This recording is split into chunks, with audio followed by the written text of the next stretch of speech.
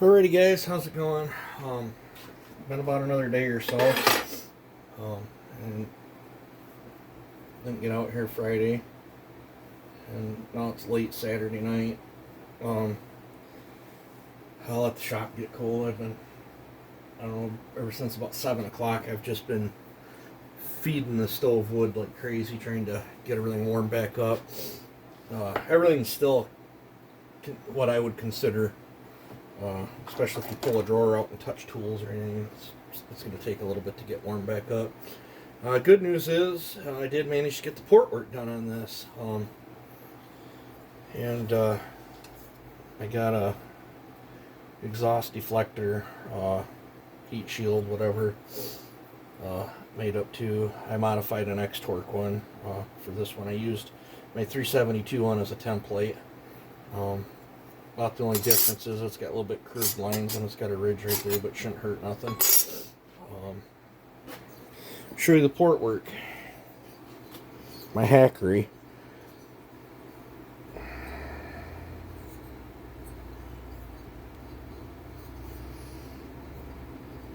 I feel you got to lower the skirts on these. Now, I don't know, do I got a pointer? Probably not. Not a clean one. And this is cleaned.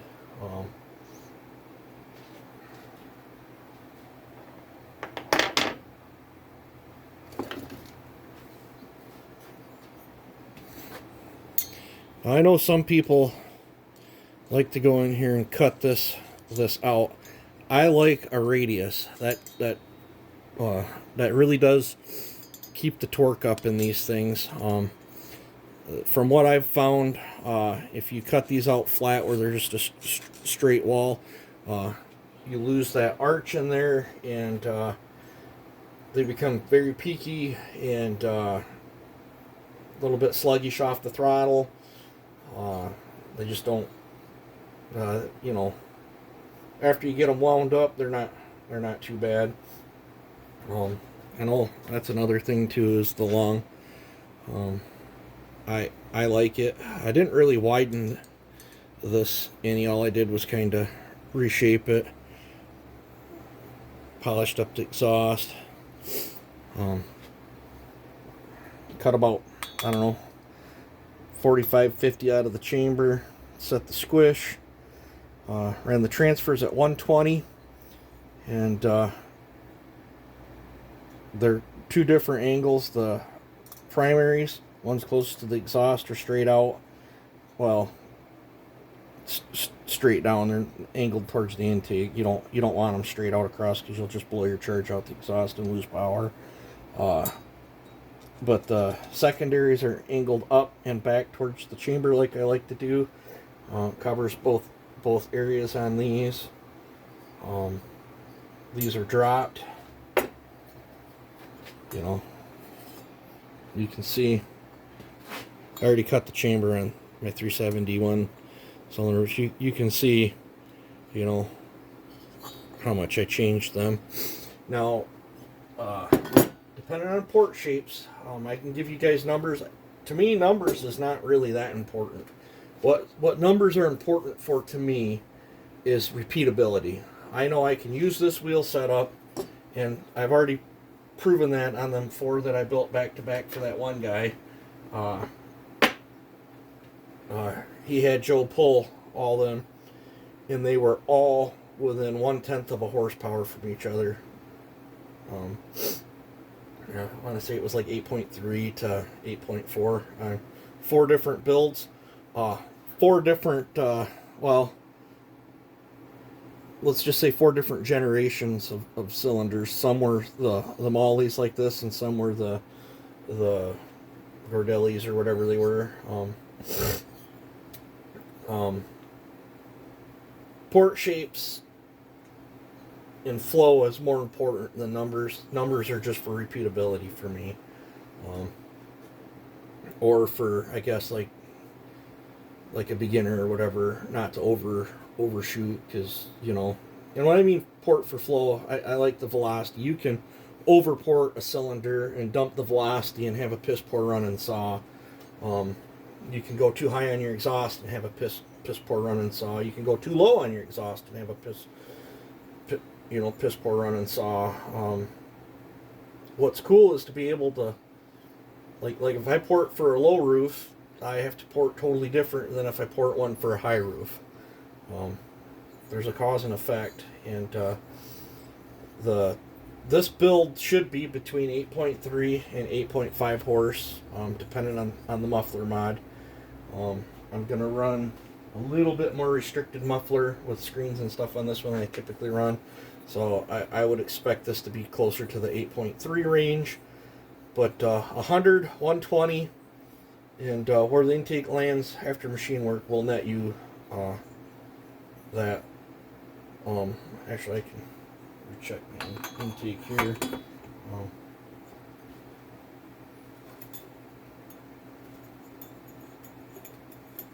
Opens. Let's plug it out of the way.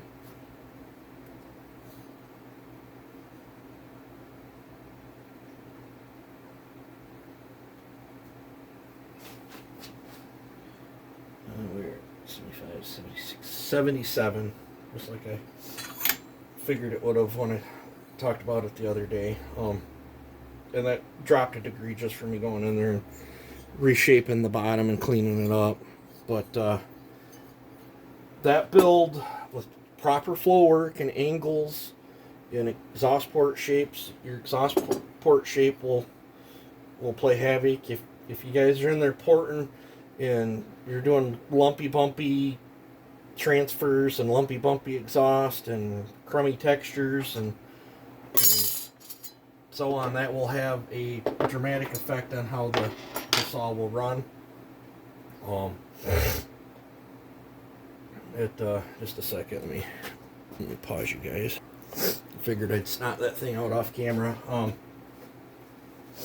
But yeah, I mean, if you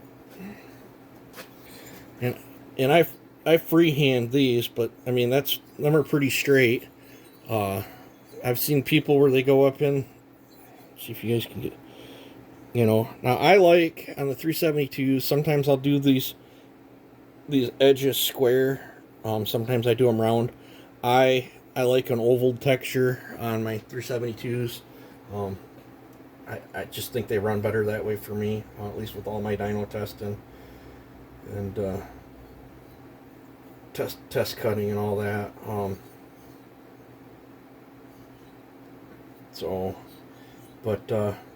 Yeah, this build properly ported will have great pull, awesome crack.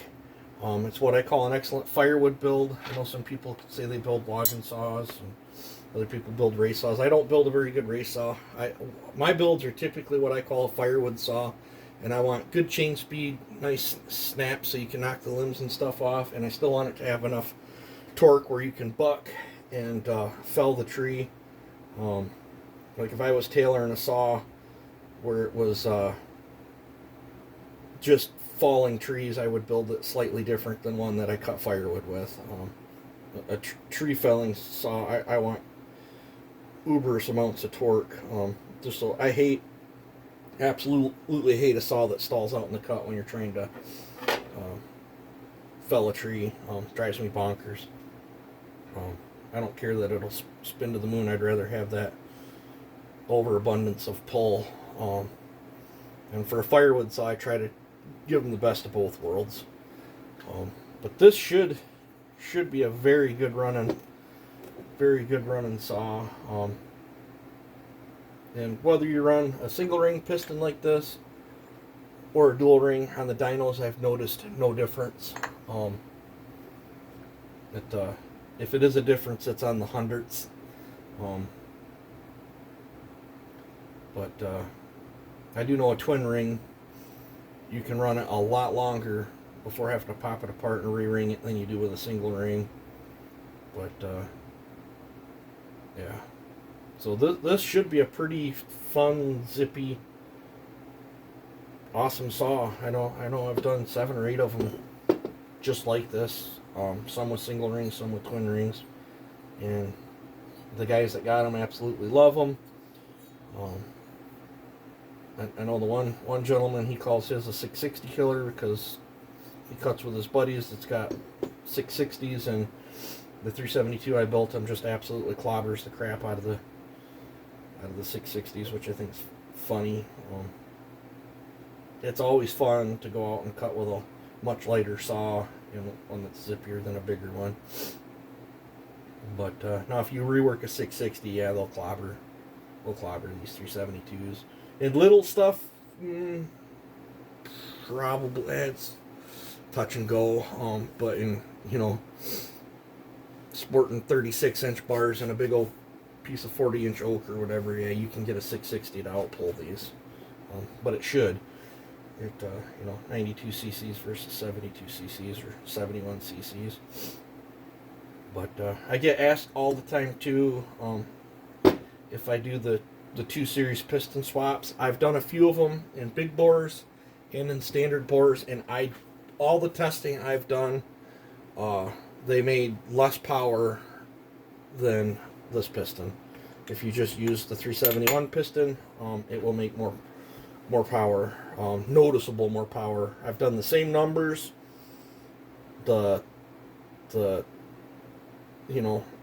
lightened up the 2 series piston, and they make like 7.5 horse. You do the same exact thing to the 372 with the 50 millimeter 371 piston, and it will make a horsepower more. Now that could be just my porting style. I don't know. I just know I tested big bore and normal bore both ways. Never been happy on how a piston swapped 372 runs. Never been happy. Don't like the throttle response. You can get them to have good pull, but it's not no more pull than what you can get out of the 50 millimeter. And then same with big bores. I don't like big bores. I get more power out of a 50 millimeter OEM than I do a big bore. I haven't quite figured exactly out yet. I'm not sure why, but I get like 8 horse out of a big bore. Do all the same stuff to a 50 millimeter, and I get 9 horse. So I really don't run. Now there's the factory big bore that's 51 point something or whatever, the come out of the cement saw. That one you can rework. There's a bee flyer over here. That's crazy. Those you can make good power with them too. Really good pull on them. You can get 9 horse out of the 51 millimeter. But you got to do a ton of transfer work. The numbers are quite a bit skewed from where normal 372 is, because that cement saw runs, I think, at a lower RPM. But yeah, I know that's going to cause some controversy, but there is a piston swap that you can do on a 372 that makes really, really good power, but that one's kind of staying with me. I don't really give that one out. That piston swap I can get like 9.3, 9.4 horse, something like that out of. But yeah. So, but the 2 series Husky pistons, I don't put them in here.